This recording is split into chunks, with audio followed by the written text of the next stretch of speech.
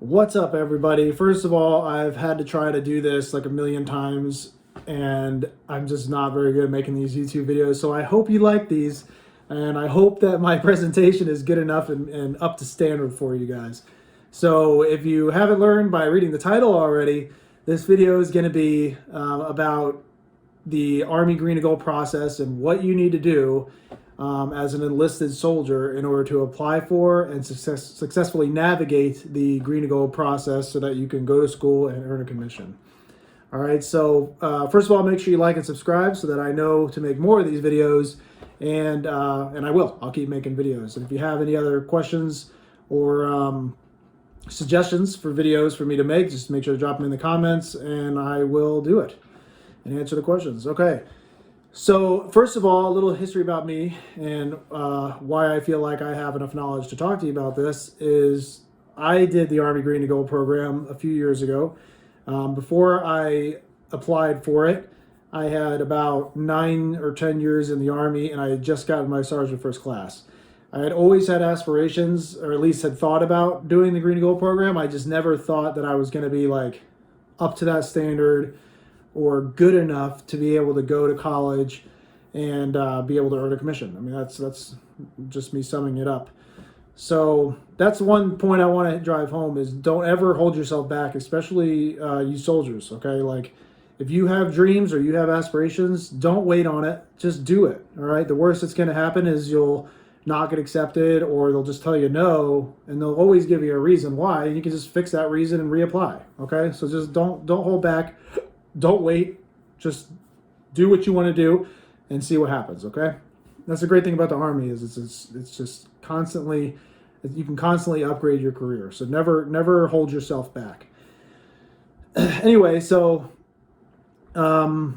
let's talk about what you need to actually do, what the process is for the Green to Gold program. So first, it's really easy, all right? You just go online. All right, just go online and you can literally Google Green to Gold. And the first link that pops up is the one that you're going to want to go to. It's at goarmy.com. All right, you just go there. And you will see this screen showing you how awesome it is to do Green to Gold and all, the process, what the benefits are, what the requirements are. Now, this is important. This is an important section. First of all, these requirements I don't think have changed at all since I joined a few years ago. U.S. citizen, that's non-waiverable, sure. Everything else in this section for requirements is waiverable. Okay, so don't let this discourage you at all if you don't meet one of these qualifications, because I'm telling you, it's not a big deal. I want to say I had like 5 or 6 waivers when I applied, and I got picked up my first go around. And that was when they were at like an all-time low for picking up Green to Gold's active duty options. I think I was one of like 74 across the whole Army that year, and that was one of the lowest pickup rates they've ever had. Okay, so if I can do it, you can do it, I promise. Be under 31 years of age at the date of projected graduation and commission. That I needed a waiver for. I was 31 when I commissioned. No problem. They gave me a waiver. Cannot be convicted of domestic violence crime. I didn't have a waiver for that, so I'm not sure there, but just don't do any domestic violence.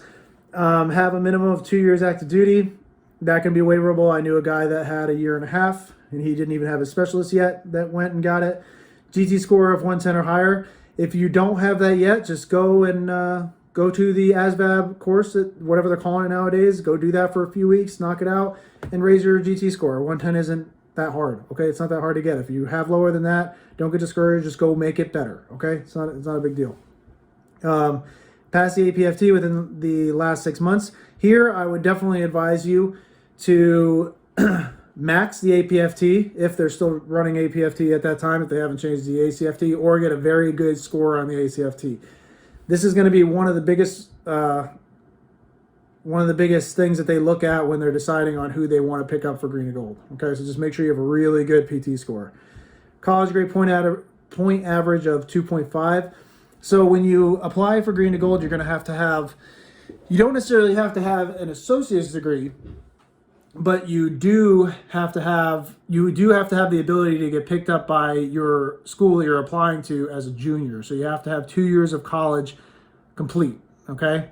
Whatever that looks like on paper. You just have to be accepted as a junior. So you don't actually have to have an associate's degree, just got to be accepted as a junior in college when you're applying. And you have to have at least a grade point average of 2.5. The higher the better. That's another big thing that they're going to look at when you apply. And then letter of acceptance, that's whatever school you want to go to, as long as they have an Army ROTC. It doesn't have to be local, they'll PCS you. It doesn't matter.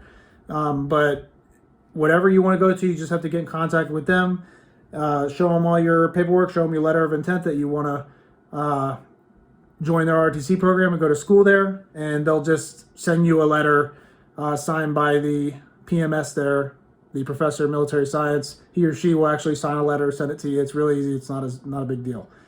That goes hand in hand. These two go hand in hand. You'll get both these at the same time.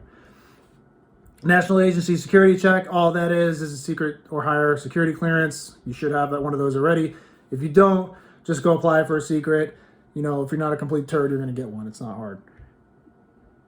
This is a tough one, the Dahmer medical qualification. So you're going to have to go to SRC or whoever does your physicals on post and tell them that you need a green to gold medical qualification or a Dahmer medical qualification physical. The physical itself is not bad, but the part that holds a lot of people up is if you've ever had surgeries or you've ever had any sort of complications whatsoever, once they send that physical up to Dahmer and they start reviewing it, they're going to start telling you need waivers for certain things. Like I needed a waiver because I had knee surgery at one point. I needed a waiver because I had PRK. What else? There's something else I need a waiver for. But you'll end up making your own account at Dahmer, and they will let you know what you need the waivers for. And once you get that notification in the Dahmer system, it's too easy. You just go back to your doctors and whatever one you need to talk to and say, hey, I just need a waiver signed by you saying that my procedure went well and I'm healed up now. And then you just upload that waiver onto the Dahmer system and it's good to go. Okay, so don't let this discourage you either. It's a little bit of a bitch, but you'll get through it. It's not a big deal. Be able to re-enlist. That's self-explanatory. Not be a conscientious objector. I don't think you can be that and be in the Army anyway. And then no more than 3 dependents, including spouse. That is absolutely waiverable because I had 4 dependents. No, I had 5 dependents at the time when I applied. Okay, 4 kids and 1 wife. Okay, and they waivered that for me. Not a big deal. So anything that's waiverable, they're going to give you a waiver for. Don't let that discourage you. Don't let it make you think, oh, there's going to be people that don't need waivers that they're going to pick up. That's not true at all. Not a big deal, okay? You can do all this stuff. It's not that hard, all right? Once you don't have to have all this together in order to get started. What you need to do to get started is go right here. Take the next step and create an account. I'm not going to do it, but you click on it, and then it will take you to a packet account.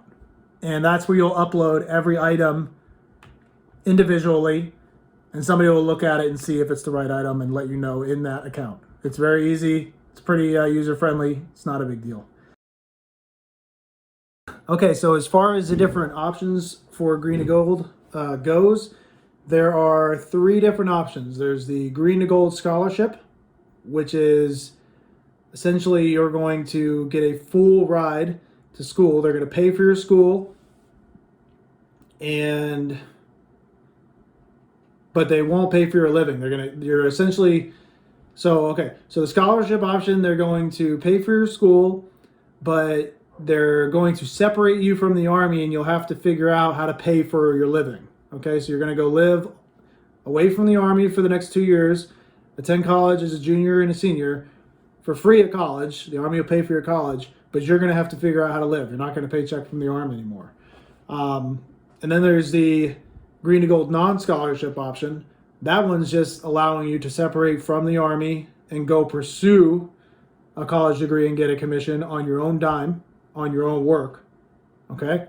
So that's like, the Army's not really doing you too many favors there. They're just saying, okay, we're going to cut your enlistment short so that you can go be an officer, but you got to come back as an officer. That's essentially what's happening there. And then there is the green to gold active duty option. And that's what I did. So that one, in my mind, is the best one, because what the Army does is they're going to keep paying you at your current pay grade, and they will PCS you to whatever school you got accepted to and you got approved for, and your duty location will be at that school. And you'll just be a full-time student. You'll go to school for 2 years, junior and senior. You'll do the ROTC program. And then when you earn your degree and you graduate, you'll commission as a second lieutenant. And the entire time is still on active duty status. So that all counts towards retirement and everything. Okay? That's the one you really want to apply for. Last time I checked, you can apply for all three, and they'll just either, and you'll put like in preference which one you want, and they're either going to say, okay, you got your preference, or they'll say, no, we're not going to give you an active duty option, but we are going to offer you the scholarship option, and you can turn it down if you want, or you can accept it. It's up to you. But that's pretty much, in a nutshell, how it's going to work. They only accept these packets once a year, and I want to say it's in the springtime. So I don't know exactly, because it kind of changes every year, like what this year will be, and this YouTube video is going to be on here for a few years anyway, so it will change. But it's usually in the springtime. And if you want to do this, you have to get everything in 2 months prior to the selection process. Okay, that means all waivers have to be approved. You have to be a green light go on your entire packet. So what you need to do is start the process at least 6 months early, because there will be some hiccups on the way in. I'm telling you. So, like I said, the Dahmer stuff, you'll most likely, if you've had anything worked on whatsoever, they're going to want waivers for that. It's going to take time for that. You might have complications getting approved with your school that might take a month or two.